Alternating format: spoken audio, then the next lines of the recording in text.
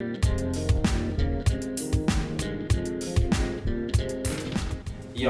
my name is Jason Phenix Hall, and I'm doing this for OnTheHeir.net. Yo, hip hop may not be represented on the radio, but it's always represented on the air. Peace. Poetry, what does poetry mean to me? Poetry to me means therapy, expression. There's lots of things you can discover about yourself from your writing, the places that you were at that point in time, like in your life, where you might look back at something and go, wow, like I wrote that, or I remember I was happy and I wrote that, or sad and I wrote that, or had a crush on this particular young lady and wrote that, or got inspired by the Baltimore riots and was angry and I wrote this. So like, poetry to me is therapy. There's something therapeutic about writing and sharing your joy, pain, and your emotions in a room full of strangers. As crazy as it is, it's something therapeutic about it. Because I feel like, Yahweh gives you gifts for a reason. So it's just like, some people are talented with poetry, some are talented with singing. So it's just like, if I could paint a certain picture through a poem, then it's meant for that message to come through me and inspire people or heal them or whatever else. So, poetry to me is therapy. Like, yeah, the therapeutic aspect is what drove me to the open mics, and then I started meeting anybody and really understanding the power of my words and the impact of poetry, and my work started becoming more conscious. Writing more conscious pieces. I write a lot of love poems. Like, my poetry is basically a good balance of conscious poetry and love poetry. That's what I write. So yeah, when I first started, it was therapeutic, just because I was going through some stuff and I needed to get out the house and I needed to get something off my chest. The first time I was at Lyrical Voices, I spit this poem that I just wrote that day. So it wasn't even about, it wasn't about oh, I want to go to this open mic and, I've been working on this piece for years. It was I wrote this today and I need to get this off my chest, So one of my favorite pieces is I Want to Marry an Artist. And it's not because it's a love poem about these different qualities that the female poet, MC, or actress might have. It's because once you get it, you'll understand, and it's not about them being artists, it's about them getting it. And once you get it, you will become an artist and step into your purpose, because it's not about, I'm good at poetry, let me do poetry. It's yo, cats is burning buildings in Baltimore. I'm gonna write a poem about them and go spit it at Central High School because these young kids need to stop listening to Future and that ratchet music and really you understand what I'm saying? Yeah. It's about the purpose. So, I feel like anybody, that can step into their purpose and believe of Yahweh working through them. I say Yahweh, I don't say God, because that's another conversation. I respect it. Yeah, but believe that Yahweh flowing through them, tapping into that part of the creator in us, then they're gonna go take a leap and be you know what, I don't wanna be a nurse anymore, I'm gonna go be an actress because it's a natural talent I have. I don't wanna go to school for being an accountant, I want to go be a singer, and then they end up being famous, whatever the case may be. All the famous people, singers, actors, whatever, they were doing something they don't wanna do before they were actors and singers. You talk to anybody, they'll be well, I was about to go to nursing school, and then I just did this audition, and hey, here I am. But they really have to understand that purpose, because what people don't understand is being an artist is very hard. You will have the closest people next to you tell you not to do what you're doing. It could be your dad, your baby father, baby mother, boyfriend, girlfriend, your mother. They'll be what? That's stupid. That's not practical. It's not practical because you don't see an actor come out of Bridgeport and make it, or a singer come out of Bridgeport and make it. It's very, very rare because people don't want to put the work in, right. And it is a competitive business and it is hard, but most people, I feel are logical and impractical. Let me go be a CNA because the CNAs that's what makes money, instead of going, let me take my time out to really pursue this art thing of doing what I want to do, and this is my purpose, and this is what I'm supposed to be doing. And I know it's going to be a lot of nights where I'm in my apartment with no furniture, sitting on a milk crate with noodles, but damn it, when I get to that end game, it's all going to be worth it. A lot of people don't have that. Right. Right. And being an artist this is an industry based on people it's an industry that operates on faith. So if you could share your work with any poet or MC, dead or alive, who would it be?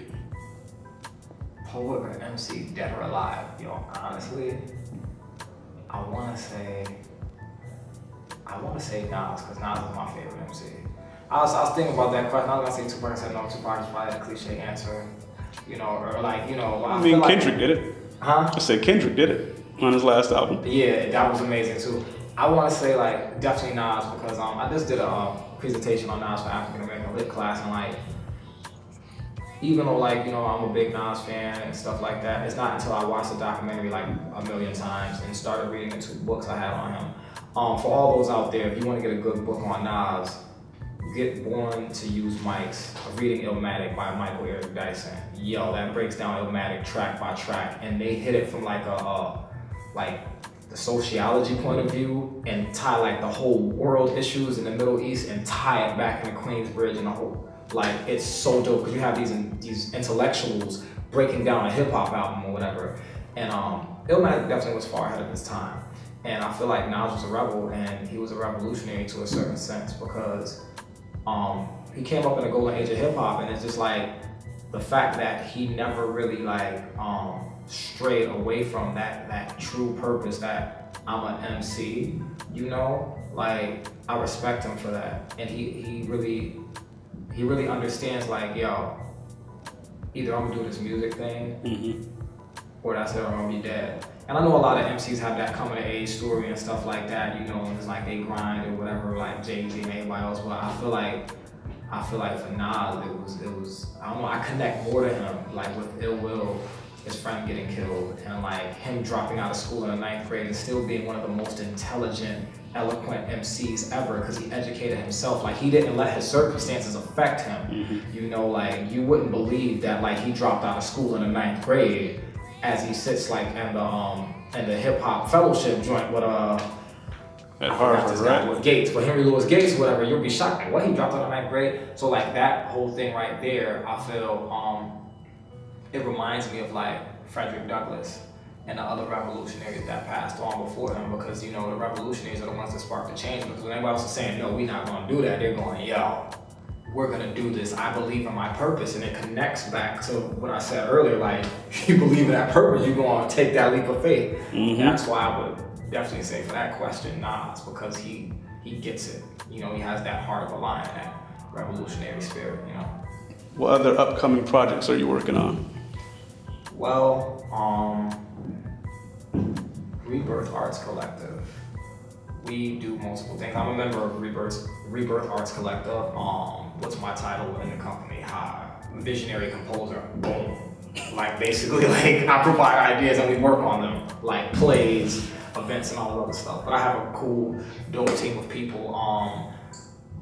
Toya, aka Decipher, you'll see her coming up probably like within the next blog post or whatever. Tanisi Davis, who's actually right now is working with Capital Classics Theater Company in Hartford doing Romeo and Juliet, which is run by Professor Sheen, the theater professor. He's Tonic. Jerome G, member of Verbal Slap Slam team, he's also a part. And Razul Branch himself, who's a part of the Rebirth Arts Collective, and Irma Catalyst, who is a former off and on Polish run host. So it's like we got this play coming up in October where it's about like gun violence, written by a couple of people out of New Haven. One of them is a spoken word artist from the scene, and it's about gun violence. And I love like the duality and the message that the play says or whatever. And it's one of those plays where like you can do it in college, you can do it in high school, you can do it in church, you know, because like one thing I find out about like a lot of violence that goes on here in Bridgeport is like it's just so normal, you know, and people do things because they're ignorant. But if the young cats really sat down and really would understand the why I'm doing this, why I'm in these circumstances, why is the hood like this, why is my mom on welfare, why is like, you know, like it's so many things. If they understand the why, then they might question what they're doing. Like, for example, a lot of the like stuff that's going on now is like, it's like the young kids have no morals. Like you got kids 18, 22 getting shot because they're out there wilding. But you gotta think, crack hit in the 80s, So when crack hit in the 80s, the people that's born around like a certain time, the kids, they growing up in single parent households, and like grandma's raising a son, so there's no father figure there to tell them like, so they were the ones out there in the street wild shooting people. And it's just like, when you start unraveling like that tape and finding out the why, it's really, really sad. You know, and I think if the young people have more guidance or whatever, then maybe they wouldn't do what they do. But yeah, the play, it's gonna be a Houston time, I believe, in October. I don't know the actual date, but it's like, I want to say mid-October. That's one thing I have going on. I'm also working with Bergamo's Community Theater out of New Haven. My friend Sharice Selim wrote a musical on the Force MDs, and I'll be playing, I think his name is Magic. I forgot the character's name, but I'll be playing like the radio show host in the Force MDs musical. It's a really, really great musical. Like, I'm working with some really talented singers or whatever. I don't sing and I don't dance. I'm just a radio show guy. Okay. You know, I mean, like, you know, but there's some phenomenal singers and dancers in there. Shout out to that cast. And we're gonna be doing that play at the beginning of October.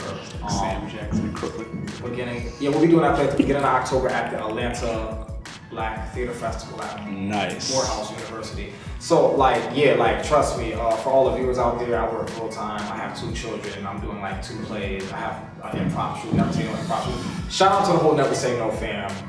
Martha, Rich, all y'all, Nikki, Chandra, Leon, the whole crew. Christine, all y'all, so I love y'all. The thing is like, yeah, I'm very busy, but the thing is, it's not like a bad busy, it's a good busy, because like I said, it's all about purpose and believing, like, yo, I'm getting 4 hours of sleep, my eyes have bags under them as I walk into this 9 a.m. class on campus, and then I gotta work 12 hours tomorrow. But you do it to get to that end game of like, this is what I'm supposed to be doing. I'd probably slip my rest if I was working in a factory for 12 hours and not doing any art, sitting here with all that talent, you know. But yeah, those are future projects I have, like, for right now. I'm sure something else will pop up, but that's that, you know. My name is Phenix, and this is the poem I'm about to perform for you. I want to marry an artist.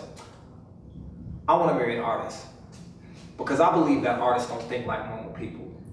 Normal people believe they are confined to their 9 to 5, stuck in traffic every day on the freeway for an hour, waiting in a Dunkin' Donuts line, 20 minutes on your 15-minute break for a $2 coffee.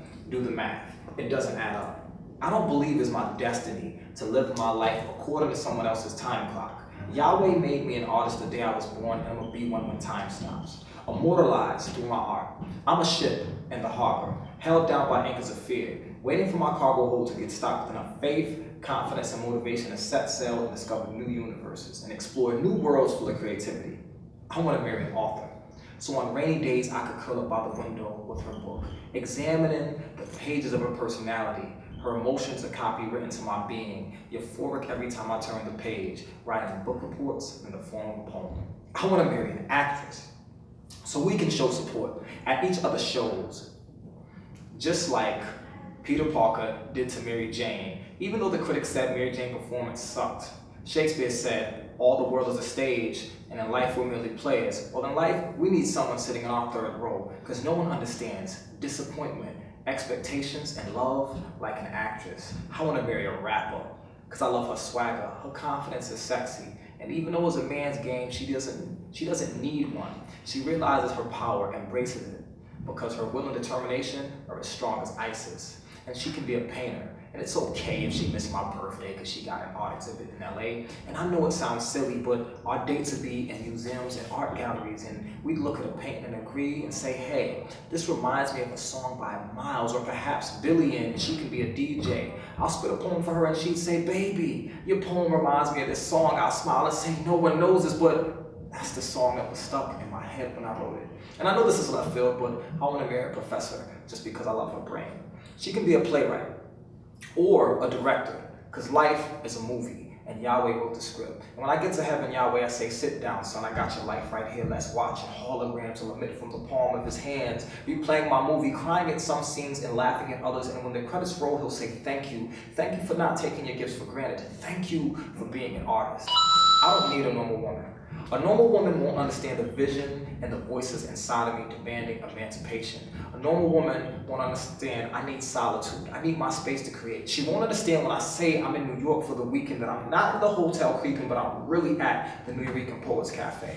That's why I want to marry an artist. Me and my wife, our wedding vows will be a song. We'll be up in the church screaming, throw your hands in the air and wave them like you just don't care. And if you're ready for us to jump the room, let me hear you say, oh yeah. We just want to be different. Why can't life be like a painting, full of vibrant colors? I want to know if I can borrow Yahweh's paintbrush just for a day so I can paint grim gray skies into beautiful blue horizons. Paint bigger hearts on people to give more love. Paint longer arms on people to give bigger hugs. Paint people with 3 eyes instead of 2. Paint everyone with the same size shoe so we can get a better understanding of one another. I believe that we are Yahweh's paintbrushes in one form or another, but you would understand that if you were an artist.